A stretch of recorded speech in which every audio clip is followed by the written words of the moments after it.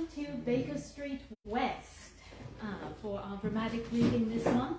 I definitely see some new faces in the crowd. Can I please have a show of hands who has been here before? Excellent. In that case, I will definitely be going through all of the usual rigmarole, so those of you who have been here before, you've heard this already. For those of you who haven't been here before, listen up. First of all, in the case of a ghastly conflagration, which is to say a fire, we have three exits. The first is going to be down the stairs. Through the bookstore, you can go out on the main street. Your second exit is going to be down the hallway through the very large red door marked exit. That will put you on California Street, and then you can go up the hill or down the hill as you need. We do have a third exit, which is down this very dark, dank alleyway, down a treacherous set of stairs, and I do not recommend that way because we also have some filming going on back there, so go that way. Do we know what a WC is? Yeah. Excellent. Should you need the facilities, you will go towards the study, mind the step. You will turn left and you will see a door marked WC. It is authentic Victorian plumbing. Pull chain. What that means is we request finesse, not force, in its use. I am Jack Stapleton, and I am here today to read for you. Have I forgotten anything else? I don't think so. All right. Oh yes, some of you have already discovered the goodies in the pub. If you're listening from home, you're on your own. We do live stream on Facebook, so if you want to catch up on previous readings, you can find them there. Highly unedited, we're working on it. As I was saying, I am Jack Stapleton, and I am here to read for you The Adventure of the Veiled Lodger. When one considers that Mr. Sherlock Holmes was in active practice for 23 years, and that during 17 of these years I was allowed to cooperate with him and keep notes of his doings, it will be clear that I have a mass of material at my command. The problem has always been not to find, but to choose. There is a long row of yearbooks which fill a shelf, and there are dispatch cases filled with documents. A perfect quarry for the student not only of crime, but of the social and official scandals of the late Victorian era.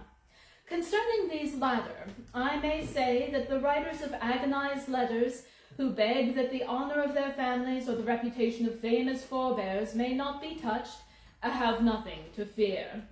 The discretion and high sense of professional honor, which have always distinguished my friend, and are still at work in the choice of these memoirs, and no confidence will be abused.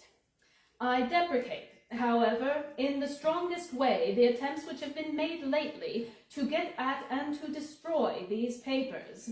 The source of these outrages is known, and if they are repeated, I have Mr. Holmes's authority for saying that the whole story concerning the politician, the lighthouse, and the trained cormorant will be given to the public. There is at least one reader who will understand. It is not reasonable to suppose that every one of these cases gave Holmes the opportunity of showing those curious gifts of instinct and observation which I have endeavored to set forth in these memoirs. Sometimes he has with much effort to pick the fruit, sometimes it fell easily into his lap. But the most terrible human tragedies were often involved in those cases which brought him the fewest personal opportunities, and it is one of these which I now desire to record.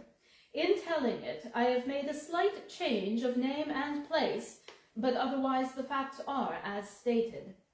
One forenoon, it was in late 1896, I received a hurried note from Holmes asking for my attendance. When I arrived, I found him seated in a smoke-laden atmosphere, with an elderly, motherly woman of the buxom landlady type in the corresponding chair in front of him. "This is Mrs. Merrilow of South Brixton," said my friend with a wave of the hand. "Mrs. Merrilow does not object to tobacco, Watson, if you wish to indulge your filthy habits. Mrs. Marilow has an interesting story to tell, which may well lead to further developments in which your presence may be useful. Anything I can do. You will understand, Mrs. Marilow, that if I come to Mrs. Ronder, I should prefer to have a witness. You will make her understand that before we arrive. Lord bless you, Mr. Holmes, said our visitor.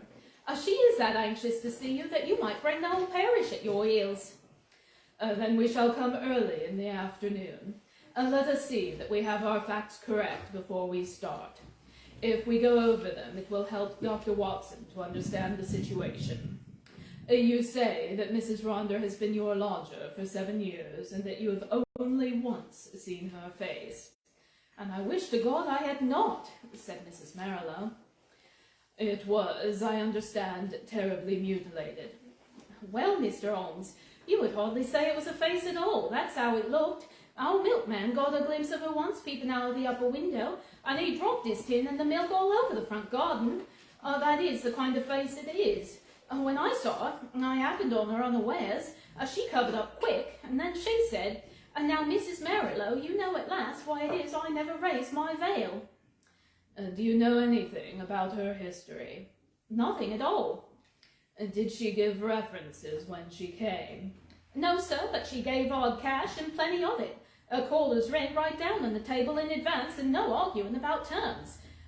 In these times, a poor woman like me can't afford to turn down a chance like that. Did she give reason for choosing your house? Mine stands well back from the road and is more private than most. Then again, I only take the one, and I have no family of my own. I reckon she tried the others and found that mine suited her best. It's privacy she is after, and she is ready to pay for it. You say that she never showed her face from first to last, save on the one accidental occasion. Well, it is a very remarkable story, most remarkable, and I don't wonder that you want it examined. I don't, Mr. Holmes. I am quite satisfied so long as I get my rent. You could not have a quieter lodger, nor one who gives less trouble. Then what has brought the matter to a head? Our health, Mr. Holmes. She seems to be wasting away, and there's something terrible on her mind. Murder, she cries, murder. And once I heard her, you cruel beast, you monster. She cried. It was in the night, and it fair rang through the house and sent the shivers through me. So I went to her in the morning. Mrs. Ronders, I says, if you have anything that is troubling your soul, there's the clergy, I says, and there's the police. Between them you should get some help. For God's sake, not the police, says she, and the clergy can't change what is past. And yet, she says, it would ease my mind if someone knew the truth before I died. Well, says I, if you won't have the regulars, there is that detective man what we read about, begging your pardon, Mr. Holmes, and she fair jumped at it. That's the man, says she. I wonder I never thought of it before. Bring him here, Mrs. Marilow, and if he won't come, tell him that I am the wife of Rhonda's Wild Beast Show. Say that, and give him the name Arbus Parva. Here, she wrote it, Arbus Parva. That will bring him if he's the man I think he is. And it will, too, remarked Holmes. Very good, Mrs. Marilow. I should like to have a little chat with Dr. Watson. That will carry us till lunchtime. About 3 o'clock you may expect to see us at your home in Brixton. Our visitor had no sooner waddled out of the room, no other verb can describe Mrs. Marilow's method of progression, than Sherlock Holmes threw himself with fierce energy upon the pile of commonplace books in the corner. For a few moments there was a constant swish of the leaves, and then, with a grunt of satisfaction, he came upon what he sought. So excited was he that he did not rise, but sat upon the floor like some strange Buddha, with crossed legs and huge books all around him, and one open upon his knees. The case worried me at the time, Watson. Here are my marginal notes to prove it. I confess that I could make nothing of it, and yet I was convinced that the coroner was wrong. Have you no recollection of the Arbus Parva tragedy? None, Holmes. And yet you were with me then, but certainly my own impression was very superficial, for there was nothing to go by, and none of the parties had engaged my services. Perhaps you would care to read the papers. Could you not give me the points? That is very easily done. It will probably come back to your memory as I talk. Ronder, of course, was a household word. He was the rival of Wombwell and of Sanger, one of the greatest showmen of his day. There is evidence, however, that he took to drink, and that both he and his show were on the downgrade at the time of the great tragedy. The caravan had halted for the night at Abbas Parva, a small village in the Berkshire, when the horror occurred. They were on their way to Wimbledon, travelling by road, and they were simply camping and not exhibiting, as the place is so small a one that it would not have paid them to open. They had among their exhibits a very fine North African lion. The Sahara King was its name, and it was the habit of both Ronder and of his wife to give exhibitions inside its cage. Here, you see, is a photograph of the performance, by which you will perceive that Ronder was a huge, porcine person, and that his wife was a very magnificent woman. It was deposed at the inquest that there had been some signs that the lion was dangerous, but, as usual, familiarity begat contempt, and no notice was taken of the fact. It was unusual for either Ronder or his wife to feed the lion at night. Sometimes one went, sometimes both, but they never allowed anyone else to do it, for they believed that so long as they were the food carriers, he would regard them as benefactors, and would never molest them. On this particular night, 7 years ago, they both went, and a very terrible happening followed, the details of which have never been made clear. It seems that the whole camp was roused near midnight by the roars of an animal and the screams of the woman. The different grooms and employees rushed from their tents carrying lanterns, and by their light an awful sight was revealed. Ronder lay, with the back of his head crushed in, and deep claw marks across his scalp, some 10 yards from the cage, which was open. Close to the door of the cage lay Mrs. Ronder upon her back, with the creature squatting and snarling above her. It had torn her face in such a fashion that it was never thought that she could live. Several of the circus men, headed by Leonardo, the strong man, and Griggs, the clown, drove the creature off with poles, upon which it sprang back into the cage and was at once locked in. How it got loose was a mystery. It is conjectured that the pair intended to enter the cage, but that when the door was loose, the creature bounded out upon them. There was no other point of interest in the evidence, save that the woman was in a delirium of agony, kept screaming, "Coward, coward," as she was carried back to the van in which they lived. It was 6 months before she was fit to give evidence, but the inquest was duly held, with the obvious verdict of death by misadventure. "What alternative could be conceived?" said I. "You may well say so. And yet there were 1 or 2 points which worried young Edmonds of the Berkshire Constabulary, a smart lad that. He was sent later to Albad. That was how I came into the matter, for he dropped in and smoked a pipe or 2 over it. A thin, yellow-haired man." "Exactly. I was sure you would pick up the trail presently." "But what worried him?" "Well, we were both worried. It was so deucedly difficult to reconstruct the affair. Look at it from the lion's point of view. He is liberated. What does he do? He takes 6 bounds forward, which brings him to Ronder. Ronder turns to fly. The claw marks were upon the back of his head, but the lion strikes him down. Then, instead of bounding on and escaping, he returns to the woman, who is close to the cage, and he knocks her over and chews her face up. Then again, those cries of hers would seem to imply that her husband had in some way failed her. What could the poor devil have done to help her? And you see the difficulty." "Quite. And there was another thing. It came back on me as I think it over. There was some evidence, just at the time that the lion roared and the woman screamed, a man began shouting in terror." "This man Ronder, no doubt." "Well, if his skull was smashed in, you would hardly expect to hear from him again. There were at least 2 witnesses who spoke of the cries of a man being mingled with those of a woman.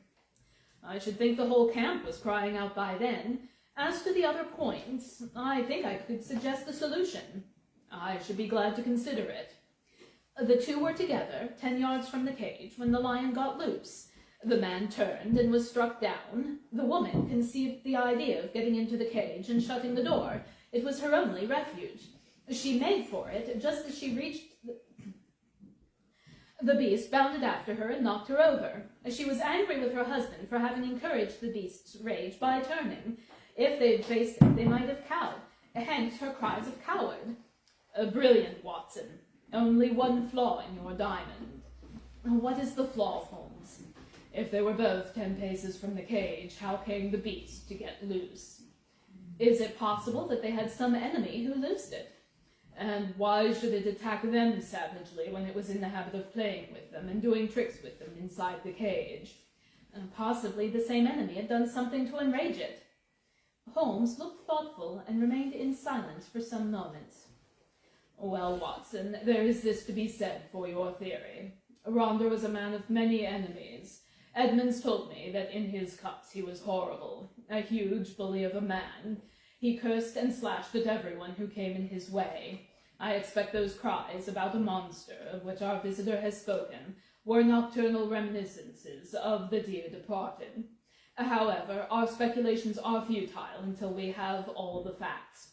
There is a cold partridge on the sideboard, Watson, and a bottle of Montserrat. Let us renew our energies before we make a fresh call upon them. Which I think is a good point for our intermission.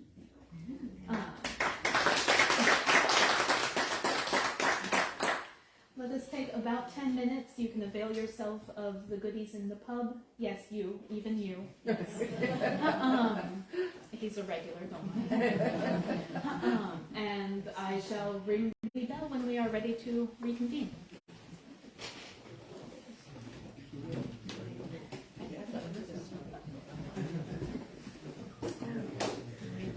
It reset itself to the wide view, and it's perfectly good framing, but it reset itself to the wide view, and I don't know why, but then again, this is the first time I've done it with this.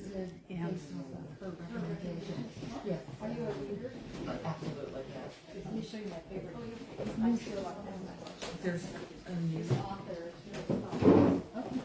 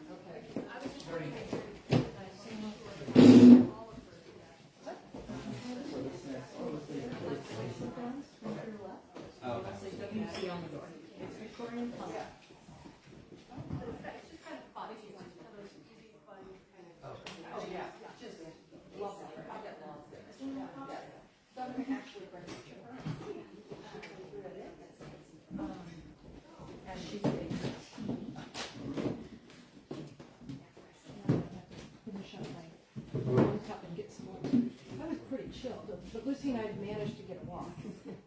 But I started out towards the place where I long line with her behind on the way up your street. There's that big parking lot on the right side. But the wind was right in that place. We're just going to turn around and stay closer to home, so I did hills in our neighborhood instead. Okay, which was good. So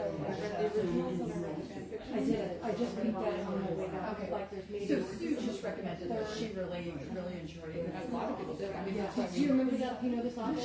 The author actually came too. So I used to. Oh, this is amazing. Wow. So yeah, convention, and she was one of our guests. So I'm honored. Really? Isn't that cool? Yeah, that's very cool. She writes well. She is, and she demanded to be referred to. No, I think it was Melissa called her Lori. I think that was Oh, because she was doing the reading? She was doing, or I don't know. It's Mary Russell's point of view. Mary Russell. Oh, okay. It's happy. It's on the. Oh, okay. I have never tried Twitter at all, but I took this to both of my book clubs. I really enjoyed it, and some people just took off and read the list. It was like a good summertime reading, just something nice and fun. Yeah. Yeah, I know a lot of my friends were at the perfect age to be a young girl the friend named Sherlock. Oh, yeah, yeah. Do you know any of the other people who are writing in the Sherlock Holmes? I'm surprised how many there are. That's what I find really intimidating. I think is that the number of pastiches is just really overwhelming. It is, and I had one that I didn't like. But I always I'm interested in people's recommendations. That I almost there's an audiobook of it now. I'm looking forward to it. It was me on digital, and I should just watch the novel.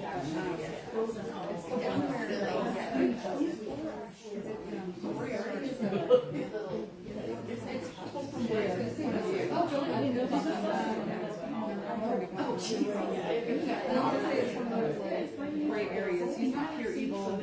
Yeah. Story. Right. Well, yeah. And everybody's pure. I bet if I ask Linda, she'll know. Yeah. Some people just have that encyclopedic. But no, I was super open to the original story. I was the person that was carrying around the variables for years. The person with the giant book was reading it. Where do you live? I'm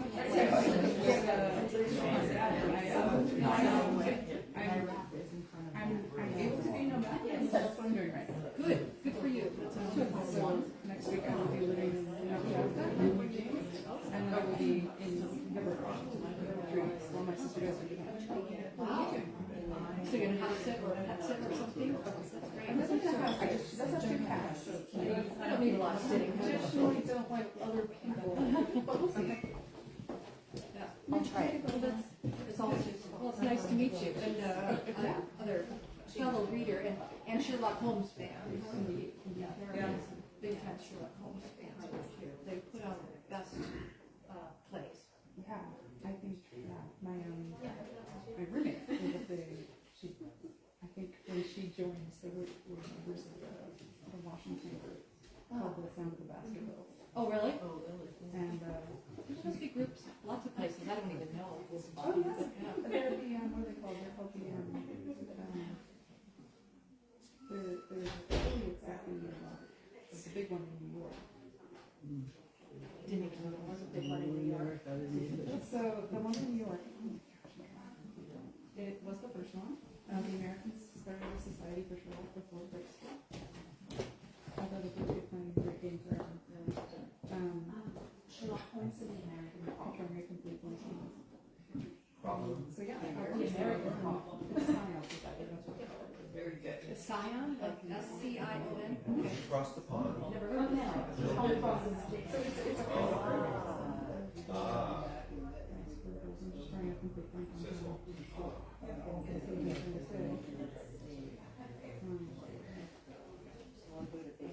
one. And when you join, so you have to be invited to join them in New York. And as women 111 and so like 19. But when you join, you have to pick up and you take it the stories. Like the ladies do here. I should join this one. Just come, because we come quite a bit. I've never been to one of the meetings. And usually they do, yeah, you read the story, usually it goes a couple years, you read the story. And it's like maybe here's through the whole canon. So then, do you know one of these authors who writes the Sherlock Holmes things, who tells things from Moriarty's point of view? Well, let me.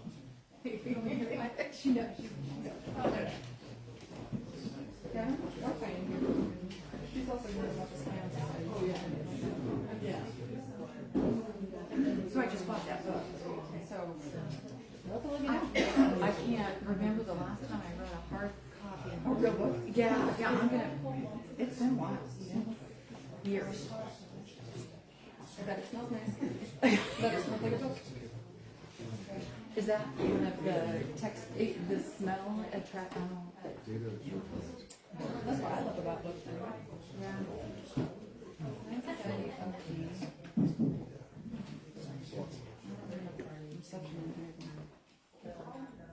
Yes, perception's horrible.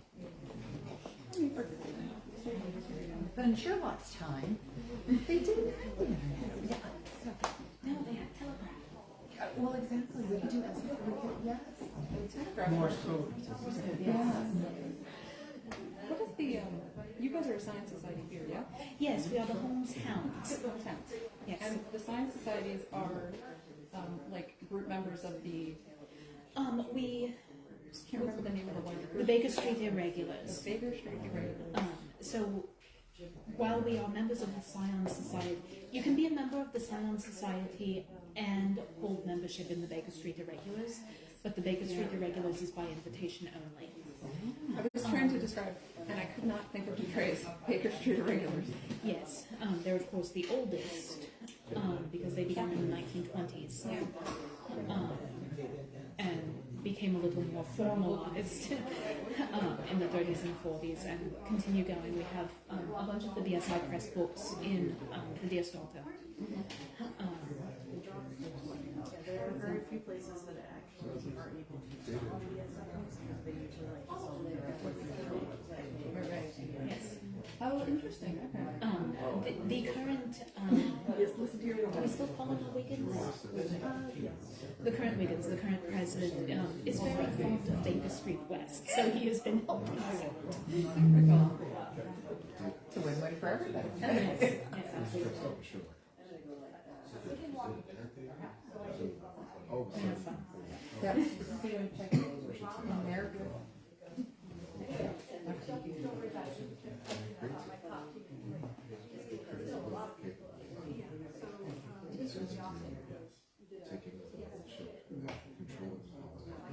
What a great time. Yeah. And do you want me to know something? They do have water, they do have.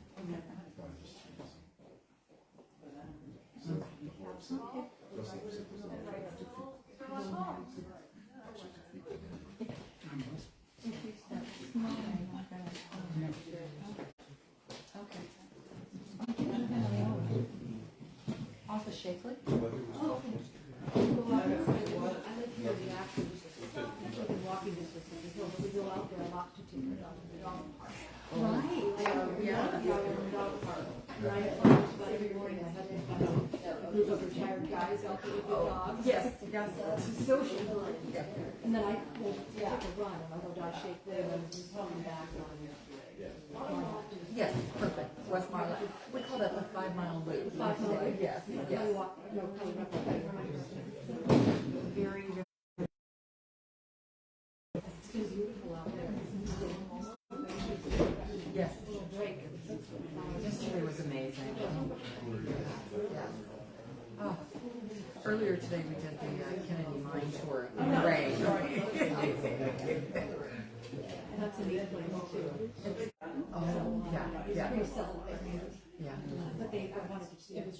It really does take time. Oh, But I will try to Kennedy Mine a lot because you have the archives filled with different. we did. Yeah. This there, they offer, built, purpose-built for the archives there. And they offer the foundry space. So nobody was doing anything with this. We went to the pile of old engineer stuff, and I, knowing I'm an archivist, I volunteered to do it, and I've been working on it for a long time. I have some help, like a professor who sat, so he's advising and stuff, but it's fascinating.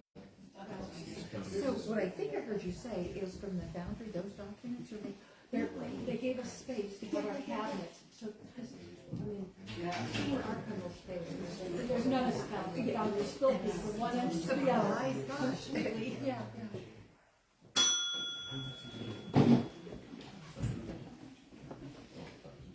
Welcome back. Are we all suitably fortified?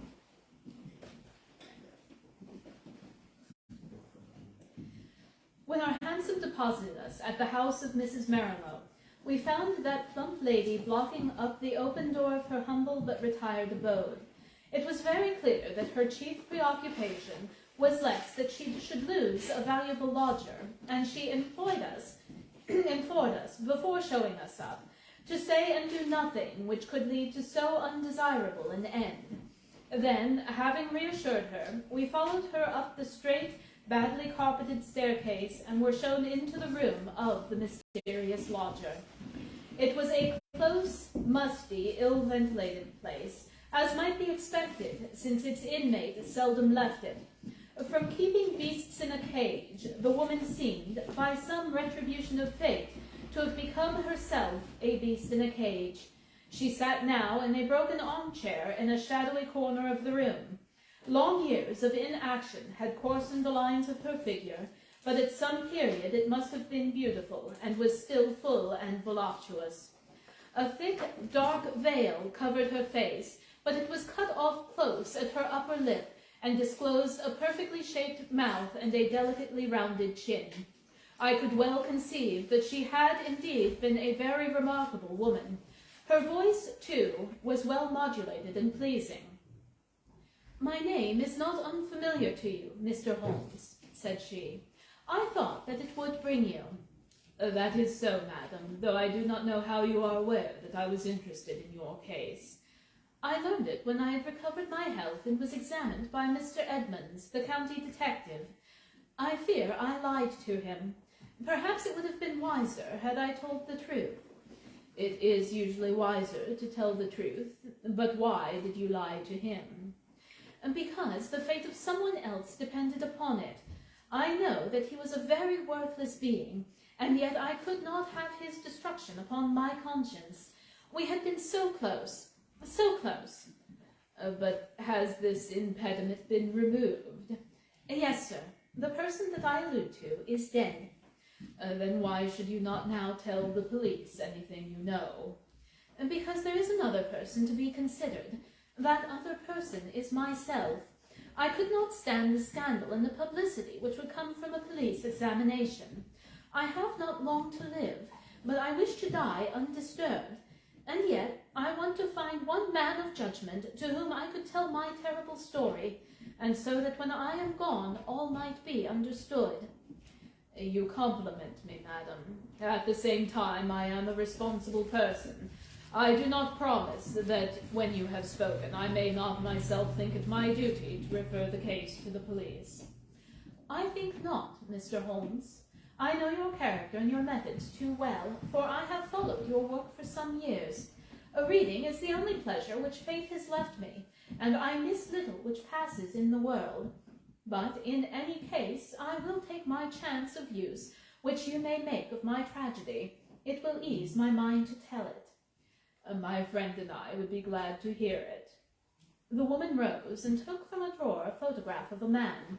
He was clearly a professional acrobat, a man of magnificent physique, taken with his huge arms folded across his swollen chest and a smile breaking from under his heavy mustache, the self-satisfied smile of a man of many conquests.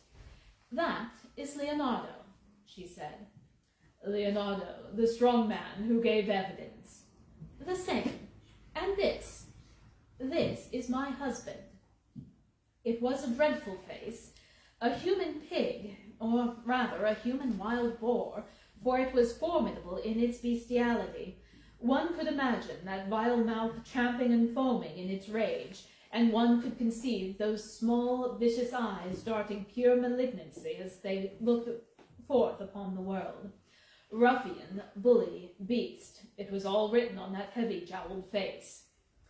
Those two pictures will help you, gentlemen, to understand the story. I was a poor circus girl, brought up on the sawdust, and doing springs through a hoop before I was 10. When I became a woman, this man loved me, if such lust can be called love, and in an evil moment I became his wife. From that day I was in hell, and he the devil who tormented me. There was no one in the show who did not know of his treatment. He deserted me for others. He tied me down and lashed me with his riding whip when I complained. They all pitied me, and they all loathed him, but what could they do? They feared him, one and all, for he was terrible at all times, and murderous when he was drunk. Again and again he was up for assault and for cruelty to the beasts, but he had plenty of money, and the fines were nothing to him. The best men all left us, and the show began to go downhill. It was only Leonardo and I who kept it up, with little Jimmy Griggs, the clown. Poor devil, he had not much to be funny about, but he did what he could to hold things together. Then Leonardo came more and more into my life. You see what he was like. I know now the poor spirit that was hidden in that splendid body, but compared to my husband he seemed like the angel Gabriel. He pitied me and he helped me, till at last our intimacy turned to love. a deep, deep, passionate love, such love as I had dreamed but never hoped to feel. My husband suspected it, but I think he was a coward as well as a bully, and that Leonardo was the only man that he was afraid of. He took revenge in his own way by torturing me more than ever. One night my cries brought Leonardo to the door of our van. We were near tragedy that night, and soon my lover and I understood that it could not be avoided. My husband was not fit to live. We planned that he should die. Leonardo had a clever, scheming brain. It was he who planned it. I do not say that to blame him, for I was ready to go with him every inch of the way. But I should never have had the wit to think of such a plan. We made a club, and Leonardo made it, and in the leaden head he fastened 5 long steel nails, the points outwards, with just such a spread as the lion's paw. This was to give my husband his death blow, and yet to leave the evidence that it was the lion which we would lose who had done the deed. It was a pitch-dark night when my husband and I went down, as was our custom, to feed the beast. We carried with us raw meat in a zinc pail. Leonardo was waiting at the corner of the big van which we should have to pass before we reached the cage. He was too slow, and we walked past him before he could strike, but he followed us on tiptoe, and I heard the crash of the club smash my husband's skull. My heart leapt with joy at the sound. I sprang forward, and I undid the catch which held the door of the great lion's cage. And then the terrible thing happened. You may have heard how quick these creatures are to scent human blood, and how it excites them. Some strange instinct had told the creature in one instant that a human being had been slain. As I slipped the bars, it bounded out and was on me in an instant. Leonardo could have saved me. If he had rushed forward and struck the beast with his club, he might have howled it. But the man lost his nerve. I heard him shout in his terror, and then I saw him turn and fly. At the same instant, the teeth of the lion met in my face. Its hot, filthy breath had already poisoned me, and I was hardly conscious of pain. When the palms of my hands, I tried to push the great, steaming, blood-stained jaws away from me, and I screamed for help. I was conscious of that the camp was stirring, and then dimly I remembered a group of men, Leonardo, Griggs, and the others, dragging me from under the creature's paws. That was my last memory, Mr. Holmes, for many a weary month. When I came to myself and saw myself in the mirror, I cursed that lion. Oh, how I cursed him! Not because he had torn away my beauty, but because he had not torn away my life. I had but one desire, Mr. Holmes, and I had enough money to gratify it. It was that I should cover myself so that my poor face should be seen by none, and that I should dwell where none whom I had ever known should find me. That was all it was left to me to do, and that is what I have done. A poor wounded beast that has crawled into its hole to die. That is the end of Eugenia Ronder. We sat in silence for some time after the unhappy woman had told her story. Then Holmes stretched out his long arm and patted her hand with such a show of sympathy as I had seldom known him to exhibit. "Poor girl," he said, "a poor girl. The ways of fate are indeed hard to understand. If there is not some compensation hereafter, then the world is a cruel jest. But what of this man, Leonardo?" I never saw or heard from him again. Perhaps I've been wrong to feel bitterly against him. He might as soon have loved one of the freaks whom we carried around the country as the thing which the lion had left. But a woman's love is not so easily set aside. He had left me under the beast's claws. He had deserted me in my need, and yet I could not bring myself to give him to the gallows. For myself, I cared nothing of what became of me. What could be more dreadful than my actual life? But I stood between Leonardo and his fate. And he is dead. He was drowned last month when bathing near Margate. I saw his death in the paper. And what did he do with the 5-clawed club, which is the most singular and ingenious part of all your story? I cannot tell, Mr. Holmes. There is a chalk pit by the camp, with a deep green pool at the base of it. Perhaps in the depths of that pool. Well, it is of little consequence now. The case is closed. Yes, said the woman, the case is closed. We had risen to go, but there was something in the woman's voice which arrested Holmes's attention. He turned swiftly upon her. "Your life is not your own," he said. "Keep your hands off it." "What use is it to anyone?" "How can you tell? The example of patient suffering is in itself the most precious of all lessons to an impatient world." The woman's answer was a terrible one. She raised her veil and stepped forward into the light. "I wonder if you would bear it," she said. It was horrible. No words can describe the framework of a face when the face itself is gone. Two living and beautiful brown eyes looking sadly out from that grisly ruin did but make the view more awful. Holmes held up his hand in a gesture of pity and protest, and together we left the room. 2 days later, when I called upon my friend, he pointed with some pride to a small blue bottle upon his mantelpiece. I picked it up. There was a red poison label. A pleasant almondy odor rose when I opened it. "Prussic acid?" said I. "Exactly. It came by post. I send you my temptation. I will follow your advice." That was the message, I think, Watson. We can guess the name of the brave woman who sent it.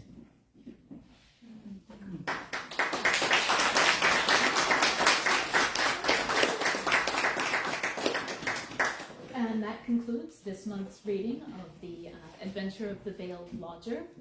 Before I release you all to the lovely weather we're having here in Jackson today, I do like to remind everyone here and at home that Baker Street West is a non-profit organization. Therefore, any tips or gratuities you care to bestow upon us are most humbly accepted, but by no means necessary. If you are not here in person, you can go to bakerstreetwest.com. There should be a lovely little donate button. You can click there. The other thing I'd like to remind people is that with gentlemen lodgers such as these two, our good Mrs. Hudson does need all of the help she can get. Thank you all so much for coming out today, and have a lovely day.